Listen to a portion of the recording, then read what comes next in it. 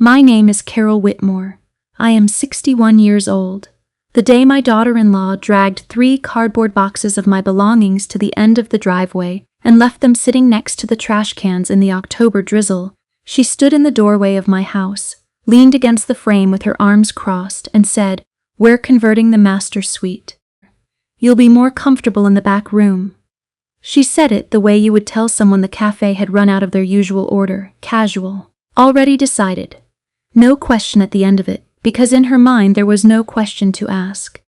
I was standing at the end of my own driveway in my good cardigan, the one with the small pearl buttons Richard gave me for our 32nd anniversary, and I was looking at my belongings sitting on the wet concrete. My winter coats were in one box. The framed wedding photograph of Richard and me, taken outside St. Andrews on a September afternoon in 1987, was balanced on top of the second box with the glass facing down against the lid. The third box had been sealed with packing tape. Someone else's hands had put that tape there. Someone had gone into my bedroom, while I was at my Tuesday morning garden club, and gone through my things and decided what stayed and what went. I stood there in the fine cold rain, and I looked at that taped box for a long time. I did not cry. I did not call out to Natalie in the doorway. I did not pick up my phone and call Patrick at the office. I stood very still, and I let the understanding settle in the way cold water settles, slowly, completely, reaching every corner. What she did not know, standing in that doorway with her arms crossed and her highlighted hair catching the porch light, was that her name was not on a single document connected to this property. What she did not know was that I had a meeting already scheduled with my estate attorney for the following Thursday, a meeting I had booked 3 weeks earlier for an entirely routine purpose that was about to become something far less routine, and what she did not know, could not have known, because I had not told a single person, was that by the time the last leaves came down from the oak tree in the back garden, she and my son would be standing in front of this house with a certified letter in hand, and 60 days to find somewhere else to live. This is that story. Before we go any further into it, I want to stop and ask you something directly. Where in the world are you right now? What city? What country? What is the time where you are sitting or driving or walking? Drop it in the comments below this video, because I love knowing where these stories land. I love knowing that someone in a kitchen in Dublin, or a commute in Toronto, or a living room in Johannesburg is hearing something that feels familiar. And if you connect with stories about women who were quietly pushed aside, women who were underestimated and overlooked and treated as inconveniences in their own lives, and who answered every single slight not with a scene but with a strategy, please subscribe to Revenge Chronicles and like this video before we go any further. Now let me take you all the way back to the beginning. The house at 1240 Briarwood Lane in Ridgedale, Virginia was not just a house to me. I want you to understand that before anything else. Richard and I bought it in the spring of 1989 for $212,000, which felt like an enormous sum at the time and turned out to be one of the best decisions we ever made together. We were both 30 years old. Patrick was 4 and had recently discovered that he could climb the door frames and would do so at every opportunity. We had a golden retriever named Biscuit, who was enthusiastic and destructive in the particular way that golden retrievers are, and we had 30 years of life stretching in front of us that we did not yet know the shape of, but were entirely prepared to meet. Richard was a structural engineer at Halloran Engineering, a firm downtown that had been in Ridgedale since the 1950s. He was the kind of man who fixed things before they broke, who read the manual before assembling the furniture, who kept a small notebook in his shirt pocket for calculations he needed to make and thoughts he did not want to lose. I was a bookkeeper for a dental group on Maple Avenue, 3 mornings a week, which suited Patrick's school schedule perfectly, and left me enough time to do the thing I actually loved, which was the garden. Over the years, I planted 6 varieties of climbing rose along the south fence. I put in a kitchen garden behind the pergola. I put in a bed of dahlias along the east wall that came back every summer bigger and more reckless than the year before. The house was where we raised Patrick, where we hosted 30 years of Christmases and Thanksgivings and ordinary Tuesday evenings, where we painted every room ourselves at least twice, where Richard built the pergola in the back garden over 2 summers using Douglas fir and a set of plans he drew by hand. That house was the physical record of our marriage, the place where everything important happened, and when Richard died on a Wednesday morning in March 7 years ago, a cardiac event that took him between the coffee maker and the kitchen table at the age of 54, that house was the only place I could imagine remaining. Richard died quickly. The paramedics told me later that he would not have felt much. I sat in the hospital waiting room for 4 hours, because no one came to tell me there was nothing left to wait for, and when the doctor finally walked out and said what needed to be said, I drove myself home, walked into the kitchen, poured the coffee Richard had already brewed into a mug, and sat at the table while it went cold. Patrick flew in from Atlanta the following afternoon. He was 33 at the time, working as a regional sales manager for a flooring company, and he had been seeing a woman named Natalie Greer for just over 2 years. Natalie was 30, a mortgage broker, a woman with very straight posture, and the kind of focused energy that reads as warmth in a first impression and as something else entirely over time. She came to the funeral in a black dress that was tailored a little too precisely for a graveside service, and she stood next to Patrick in the receiving line at the church hall, greeting people she had never met with the practiced efficiency of someone who was very good at managing rooms. My sister Linda, who came down from Fredericksburg and stood next to me through the whole of it, leaned over at one point and said quietly, "She's very capable." I said, "Yes, she is." We both knew we were describing different things. Patrick was my only child. Richard and I had tried for a second, and the trying did not go the way we hoped, and eventually we accepted that and gave everything we had to the one extraordinary person we had already made. Patrick was intelligent and restless and charming, and he had his father's jawline and my stubbornness, which is a combination that makes a person both easy to love and difficult to live with. When he married Natalie 18 months after Richard's funeral, I wore the right dress and bought them the right gift off the registry, and danced at the reception with Patrick's college roommate and wished them everything I meant to wish them. I had reservations. Every honest mother has reservations. I kept mine to myself because Patrick was a grown man and he had made a choice, and it was not my choice to approve or reject. The arrangement to share the house was Patrick's idea, introduced 14 months into the marriage at the kitchen table with the particular combination of reasonableness and rehearsal that told me the conversation had been constructed somewhere else first. He brought a legal pad with numbers on it. Commute figures, housing costs, square footage. He said the Atlanta commute was unsustainable. He said Natalie had found a broker position in Ridgedale. He said the house was too large for one person and it made practical sense for everyone. I asked him one question. I asked whether Natalie wanted this arrangement. He paused. He said she thought it was a good solution. I noted that he had answered a slightly different question than the one I asked, but I let it go because grief changes your mathematics, and Patrick was the last person left who shared my history with Richard, and I wanted him near enough to see on ordinary days, not just at Christmas.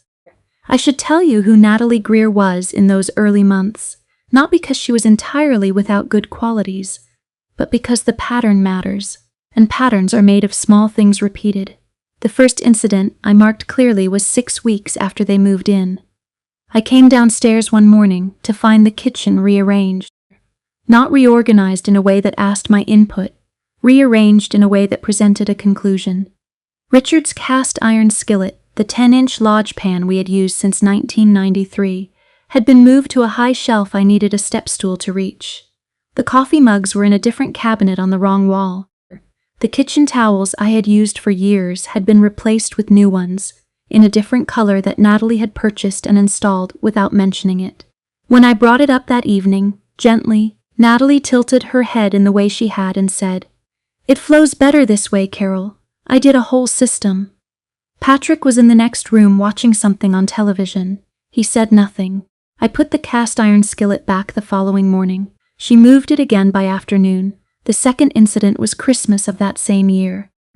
My sister Linda drove down with her husband Ted and I went to get Richard's ornaments from the hall closet.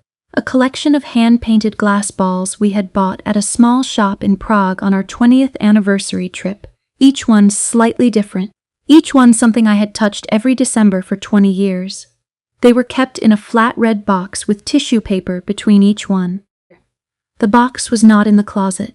I checked every closet on the ground floor. I found it eventually in the garage, pushed to the back of a shelf behind the potting soil and the extra garden hose. When I asked Natalie, she smiled and said she had been afraid the old glass things would break and had moved them somewhere safer. She had made a decision about my husband's ornaments. She had decided what level of safety they deserved, and she had acted on that decision without saying a word to me. Linda found me in the kitchen after dinner and put her hand on my arm and said nothing, which was the right thing to do. The third incident, the one that showed me the direction all of this was heading, happened in February, about 14 months after they moved in. I heard Natalie on a phone call in the hallway outside the kitchen. She was talking to her mother. Her voice carried easily through the open door, and there was nothing in her tone that suggested she was lowering it on purpose. "We've done so much with our home," she said. "The back garden especially. I've been completely transforming it.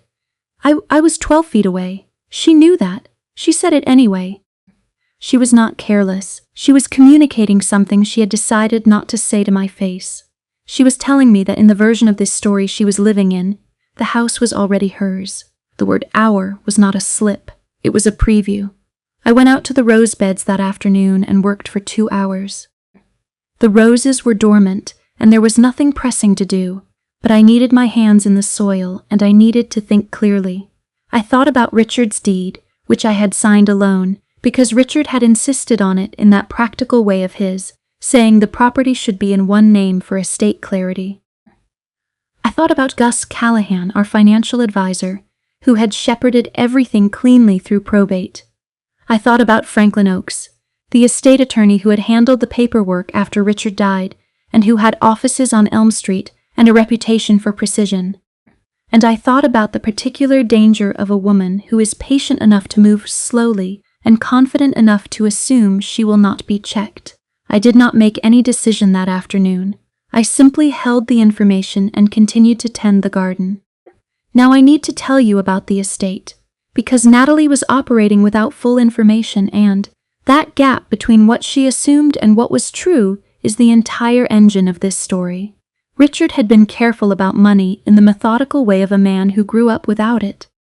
He had carried a whole life insurance policy since Patrick was born, a pension from 22 years at Halloran, and a relationship with Gus Callahan that had been steady and productive since 1994. When Richard died, everything passed to me directly and cleanly. The house at 1240 Briarwood Lane had been assessed at $680,000 at the time of his death, and had appreciated considerably in the years since. There was also a secondary parcel, a 2-acre lot directly behind the property, that Richard and I had purchased in 2004 for future expansion, perhaps a guest house, perhaps just the space of it, and had never developed. That lot had tripled in value in 20 years, in a way that neither of us could have predicted when we bought it. The combined real estate was worth, depending on the market quarter, between $1.1 and $1.3 million. In addition to the real estate, there was the life insurance payout of $300,000, which I had placed in a managed account with Gus and not touched, and Richard's pension and investment accounts, which had continued to grow quietly and steadily for 7 years under capable management. I did not talk about these numbers. There was no reason to. Patrick knew in a general way that his mother was comfortable. Natalie knew only what she had decided to assume, which was that an older widow living in a large house and tending a garden was a person whose assets could be absorbed into a larger plan without much resistance. She was about to discover the difference between comfort and leverage. The October morning with the boxes on the driveway was a Tuesday. I had been at garden club from 9 until noon. It was a regular gathering, 7 women. We met at rotating houses. We talked about propagation and seasonal planting, and the harder ongoing work of getting through the years with grace. I came home at 12:15 to find 3 cardboard boxes at the end of my driveway. My winter coats in the first. Richard's wedding photograph in the second, glass face down on the lid. The third sealed with someone else's tape. Natalie was in the doorway. The master bedroom door was open behind her, and I could see she had already moved things in. A lamp I did not recognize, a different duvet. She smiled at me from the porch and said her line about the back room and being more comfortable, and I absorbed it with a stillness that surprised even me. I carried all 3 boxes to my car myself, one at a time. I did not ask for help. I put them in the trunk, got in the driver's seat, and drove to Linda's house in Fredericksburg. I sat in her kitchen for 3 hours with a pot of tea, and I told her everything from the beginning: the cast iron skillet, the Christmas ornaments in the garage, the word "our" in the hallway, the boxes. Linda listened to every word without interrupting, which is the most loving thing one person can do for another. When I finished, she poured more tea and said, "So, what are you going to do?" I looked out her window at the gray November garden. "I'm going to protect what belongs to me," I said, "and then I'm going to leave." She put her hand over mine on the table. "Tell me what you need," she said. "I'll do whatever part of it you want me to do." I told her I needed a Thursday free and a good attorney. She said she already knew a good attorney and she would clear her Thursday. I called Franklin Oakes the following morning at 8:45. He answered himself as he always did, and I told him I needed an appointment and gave him the outline of the situation in about 4 minutes. He asked me 2 questions. He asked whether any financial or legal documents had been altered without my knowledge, whether any power of attorney existed in Patrick or Natalie's name. I told him no to both. He asked whether I had any financial entanglement with them beyond shared residence, any joint accounts, co-signed loans, shared mortgages. I told him no to all of it. He was quiet for a moment and then he said, "Come in Thursday at 10. Bring the deed and whatever financial summary you can access by then." I said I would. I sat at Linda's kitchen table after the call and felt something I had not felt since Richard died, which was the particular clarity of a person who knows exactly what they are doing and why. I drove back to Ridgedale the following morning. I walked into the house and hung up my coat and went to make coffee, and Natalie was in the kitchen in her work clothes, preparing to leave for the office, and she said, "Oh, you're back! I thought you might stay at Linda's for a few days." I said, "This is my house, Natalie. I'll be back every day." She looked at me for a moment, recalibrating something behind her eyes, and then she picked up her bag and said she would be home by 6:30. I said fine, and that was it. That was the surface of it. Underneath, I was already moving. In the following days, I began a process that Patrick and Natalie could not see and would not have predicted. I started with the documents. I pulled the original deed from the fireproof box in the closet, the purchase agreement from 1989, the refinancing paperwork from 2001, and the estate transfer documents from after Richard died. I organized them in a manila folder. I pulled Gus Callahan's most recent quarterly statement and the insurance policy documents and added those. I drove to the UPS store on Magnolia Avenue and rented a private post office box so that any sensitive mail would not arrive at the shared address. I opened a new checking account at a credit union on the far side of town, one Patrick had no knowledge of, and arranged for my pension direct deposit to redirect there. I was not hiding from anyone. I was building a foundation that belonged entirely to me. There is a difference between secrecy and privacy, and I was operating firmly in the territory of the second. Thursday's meeting with Franklin Oakes lasted 1 hour and 20 minutes. He confirmed what I already knew but needed to hear from a lawyer in a bow tie in a formal office. The house was mine outright, the lot was mine outright, and because there was no lease agreement, no formal occupancy contract, no legal document of any kind establishing Patrick and Natalie's right to remain, their presence was entirely at my discretion as the property owner. Virginia law required a minimum of 30 days written notice for a family member occupying a residence without a lease. Franklin recommended 60 for practical and relational reasons. He also, during that same meeting, introduced me to a woman named Sandra Marsh, a real estate broker he described as someone who had sold more properties on Briarwood Lane than anyone else in the county for the past 15 years. Sandra came in at 11:30, looked at the house information and the lot parcel details Franklin had pulled, and said with the even confidence of someone who had done this calculation before, listed together as a package, You're looking at 1.4, possibly 1.5, depending on how we time the market. I looked at her. She looked at me. How quickly can you list? I asked. She said 6 weeks if I could get her access for photographs and measurements. I said I could get her access on a Saturday when both Patrick and Natalie were at a planned weekend away, visiting Natalie's parents in Richmond, which they did every second month like clockwork. Sandra said that would work perfectly. I want to pause here for a moment and speak to you directly, because I suspect some of you are a significant way into this story, and some of what I am describing is landing somewhere familiar.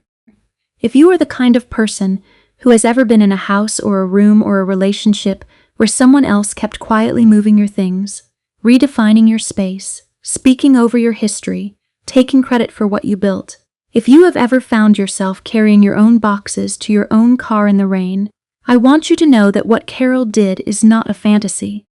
It is a sequence of decisions, one after the other, made in private, without drama, without announcing anything.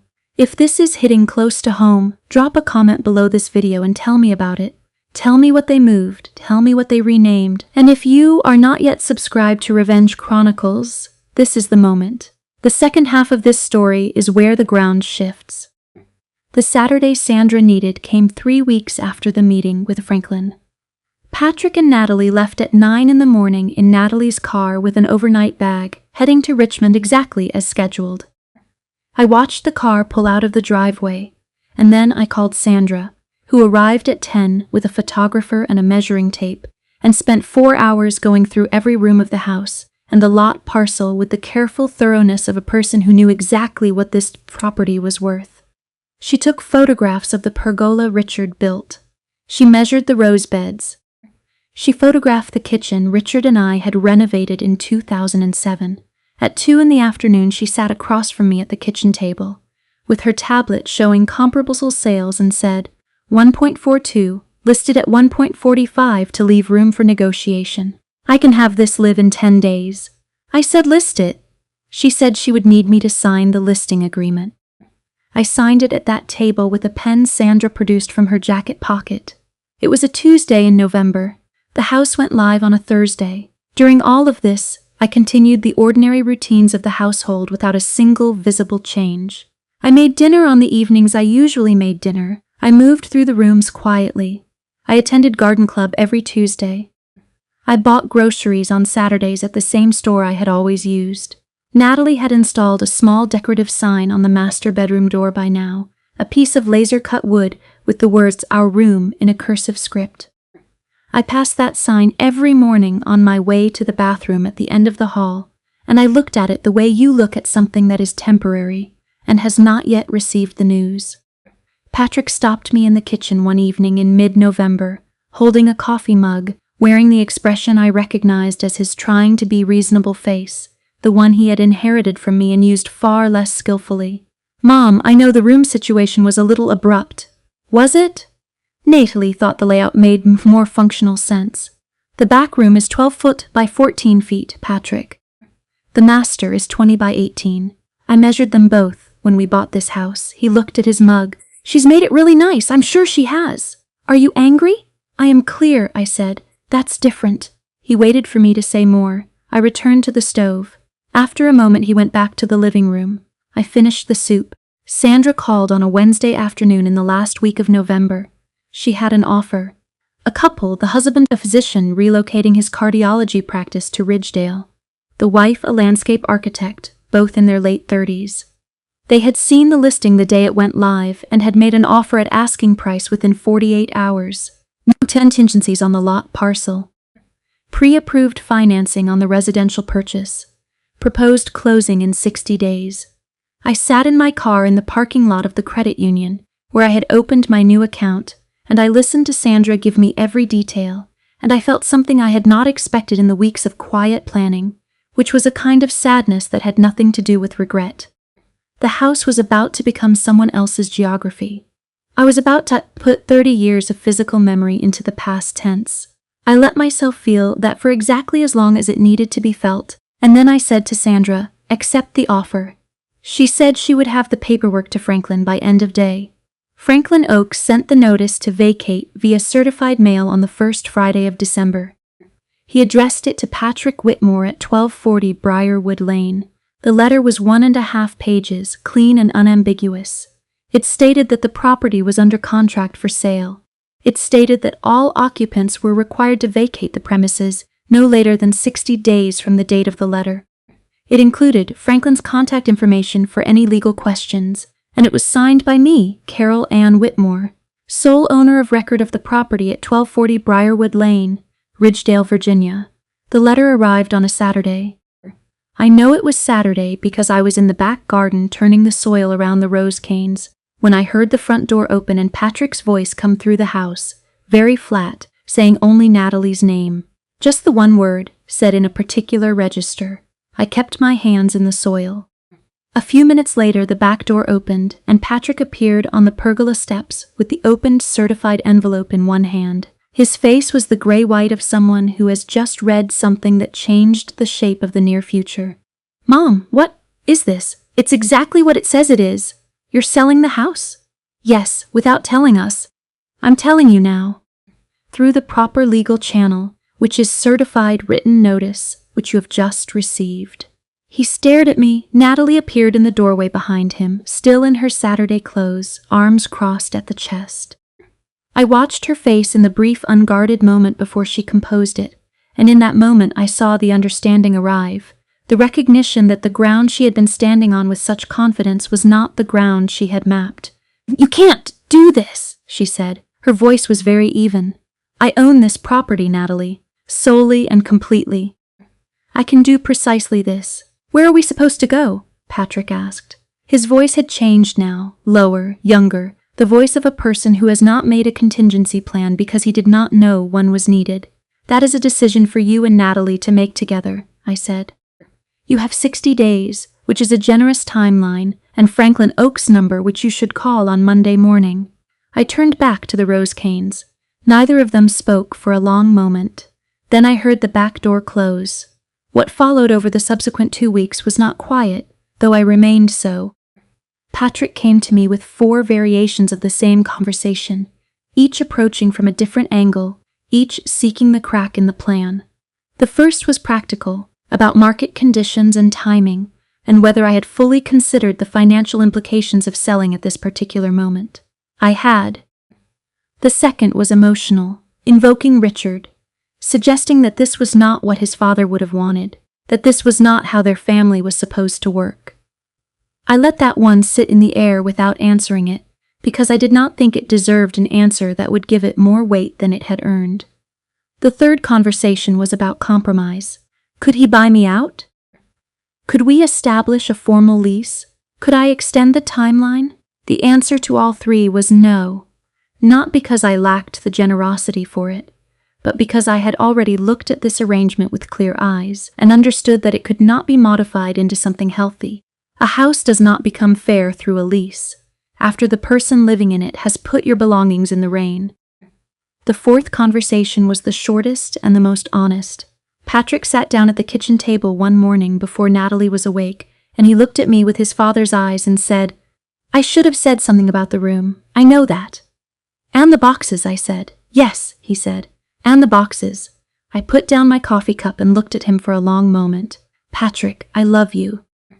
That is not a conditional statement. It will not change. But I am in the second half of my life, and I have earned the right to spend it in a space that is mine, on my terms, surrounded by the things that belong to me, and the people who treat me as a person rather than a problem to be managed. That is what I am choosing. Your job now is to make your own choices wisely. He was quiet for a long time. Where are you going? I'm buying a cottage in Fredericksburg. 2 bedrooms, a south-facing garden wall, a kitchen with good light. I close in 43 days. He looked at his hands. You've had this planned. I've had the important parts planned, I said. The rest followed. Natalie made her approach on a Wednesday evening while Patrick was at a client dinner in Richmond. She came and sat in the living room while I was reading, and she used a register I had not heard from her before. Softer, less managed. She told me she had not intended for things to go the way they had gone. She said she recognized that she could be controlling. She said she respected me and hoped that we could find a way to repair things. I set my bookmark in my page, and I looked at her, and I thought about the Christmas ornaments in the garage, and the kitchen towels, and the word hour spoken 12 feet from my ears, and the boxes in the October drizzle, and the tape on the third box that someone else's hands had placed there.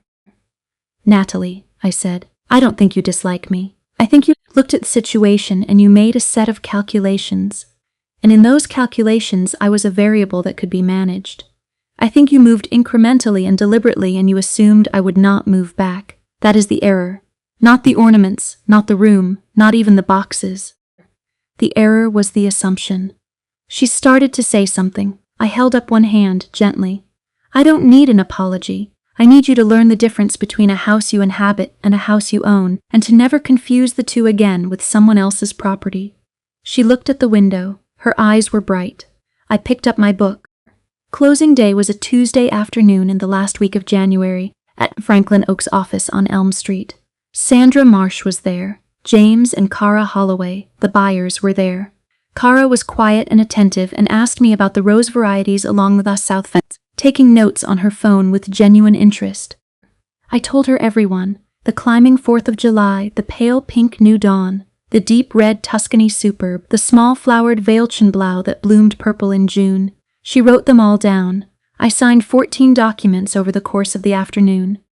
The final figure, after commission and all associated fees, was $1,422,000, deposited directly into the account that was mine alone. Franklin shook my hand on the steps of the building in the January cold and said, "Well handled, Carol." He was a man of precise language, and I took those 3 words as the full compliment they were. The moving truck came on a Thursday. I had been packing in careful increments for 6 weeks, a few boxes each evening, always putting things away before Patrick or Natalie could observe the accumulation of it.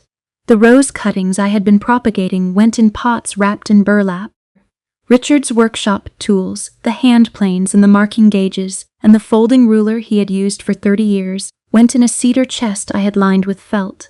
The cast iron skillet went into the first box I sealed, deliberately, the very first one.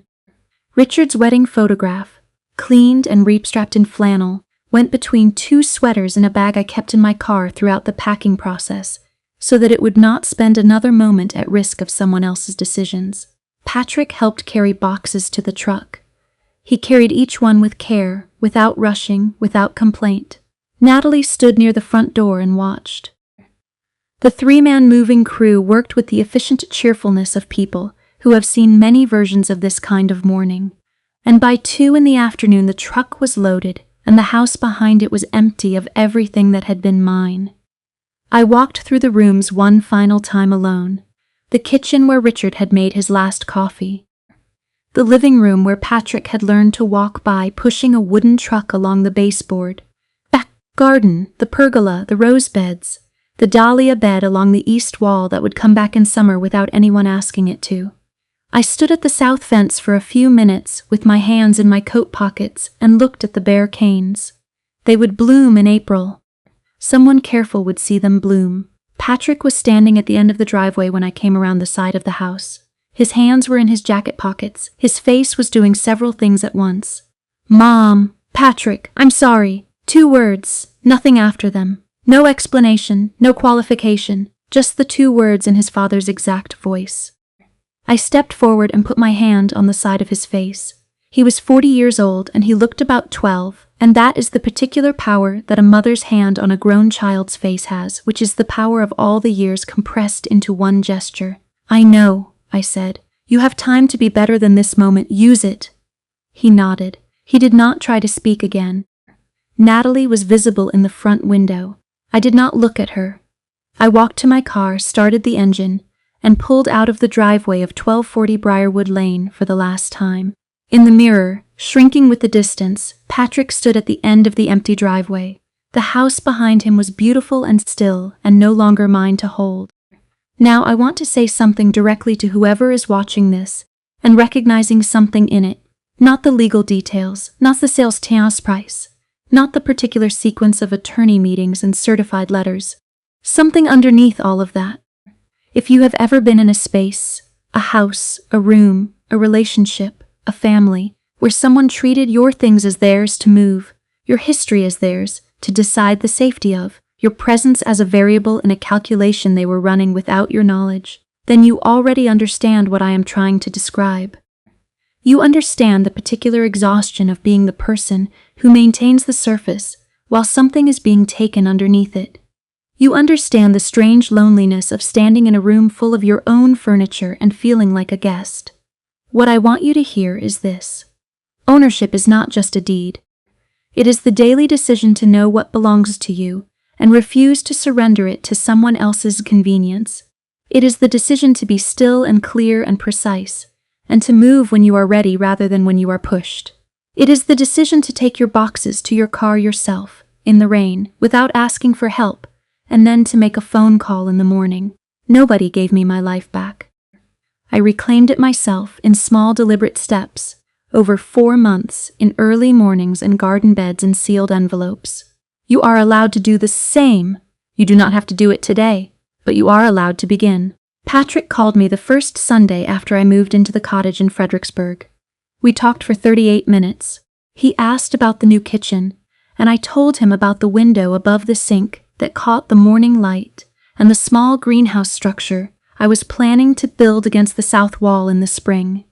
He asked about the garden, and I told him about the beds I was planning and the roses I was going to propagate from the cuttings I had brought. He told me about the apartment they had found in a complex on the east side of Ridgedale, a 2-bedroom on the 2nd floor, a 1-year lease. He did not mention the house. He did not mention Natalie's name once in 38 minutes, which told me something. He called the following Sunday too, and the one after that, and the calls have continued. They are not perfect calls. There is still awkwardness between us, the particular awkwardness of 2 people who have said difficult, true things to each other, and are learning to be in the same space with those truths without flinching.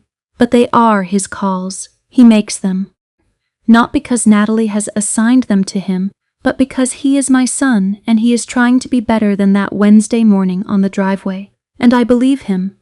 Natalie sent me a text message 6 weeks after the move. It arrived on a Saturday morning while I was in the greenhouse with my coffee. 3 sentences. She said she had been doing some thinking about the patterns in her behavior that she had recognized. She said she had started talking to someone, a therapist, and that it was harder than she expected, but that she thought it was right. She said she hoped I was well. I sat with it for a while. I typed back 4 words. I think that's good. I meant them. I do not know what the future of that relationship looks like. I do not know whether there is sufficient foundation to build something honest on, but I believe in the possibility of people changing the shape of themselves when they are given a reason honest enough to take seriously, and Natalie had been given one. The cottage in Fredericksburg is exactly what I decided I deserved, which is a sentence I could not have said 10 years ago and can say now without any embarrassment. 1,200 square feet, a kitchen with a window that catches the light from 7 in the morning, a greenhouse corner I am building into the south wall with cedar framing, a garden that is beginning, slowly and with patience, to look like something I imagined. Linda is 12 minutes away. We have lunch on Thursdays. We talk about plants and books and the funny structural things about getting older that you can only laugh about with someone who is getting older alongside you. In April, Cara Holloway sent me a photograph. It was the south fence at 1240 Briarwood Lane. 6 rows of tussa bulbs blooming in the precise lines I had planted them, bright and upright in the spring light, exactly where I had put them in October in the knowledge that I would not be there to see them come up. I looked at that photograph for a long time. Then I printed it and put it on the refrigerator in my new kitchen, next to the photograph of Richard and me outside St. Andrews on that September afternoon in 1987, which has lived on every refrigerator I have ever owned and will live on every one I own for the rest of my life. The thing I want you to carry away from this story is not a tactic. It is not a checklist. It is not a set of instructions for what to do when someone puts your belongings on a curb. It is a single image. A 61-year-old woman in a good cardigan standing at the end of her own driveway in the October drizzle, looking at 3 boxes someone else packed without asking, and making a quiet, clear, entirely private decision. Not from anger, not from hurt, from the understanding that she had confused love with permission for long enough, and that the confusion was hers to correct, on her own terms, in her own time, with no audience required for any part of it except the very last. The loudest comebacks are built in silence. I built mine over 4 months between garden mornings and attorney meetings and certified letters, and one particular Thursday afternoon when I signed 14 documents in Franklin Oak's office, and the house on Briarwood Lane ceased to be a problem and became a number in an account that was mine. What I left behind was a pergola and 6 rose varieties and 64 tulip bulbs, and a ceramic sign on a bedroom door that said "Our room" in cursive script and was no longer anyone's concern. What I took with me was everything that mattered. I hope, wherever you are in this story, that you know what is yours. I hope you know that you are allowed to keep it. Here is my question for you this week, and I read every single answer. Has someone ever moved something of yours without asking? Something that seemed small on the surface but told you something true about how they saw you? A photograph, a chair, a set of keys. Tell me in the comments what it was and what it told you. I want to hear it. And please subscribe to Revenge Chronicles if this story found you at the right moment, because there is a new one here every single day, and some of them will find you at exactly the moment you need them. Before I go, I want to say something I mean with my whole heart. Thank you for being here. Thank you for the way you listen to these stories, not just for the resolution but for the years before it, the quiet accumulation of small indignities that most people never talk about because they don't have a name for what they experienced. You give these stories weight by recognizing them. You make them real by staying until the end. We started this channel because we believed that the women who never raised their voices, never made a scene, never got the room's attention in the moment it was happening, deserved to have their stories told clearly and completely and without apology. Every comment you leave, every subscription, every time you share one of these videos with someone who needed it, that is you participating in something that matters. Follow Revenge Chronicles for a new story every single day. The quietest women, the most powerful outcomes. We will see you tomorrow.